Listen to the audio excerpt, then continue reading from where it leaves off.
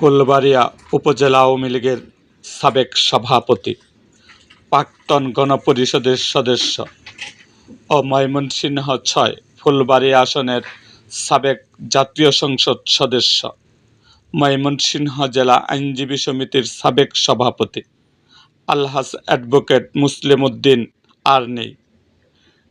আজ সকাল 10টা 30 মিনিটে তিনি ইন্তেকাল ফরমাইয়াছেন। ইন্না লিল্লাহি ওয়া ইন্না ইলাইহি রাজিউন।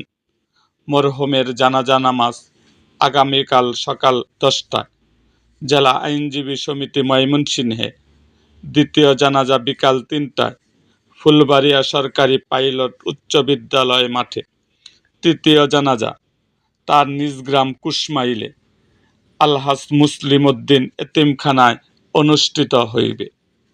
এরকম আরও ভিডিও পেতে এবং রাজনৈতিক অঙ্গনের নানা ঘটনা ও ইতিহাস জানতে আমাদের মুক্তাগাছার ইতিহাস মিডিয়া ইউটিউব চ্যানেলটিকে সাবস্ক্রাইব করুন এবং পাশে থাকা বেল আইকনটি বাজিয়ে দিন।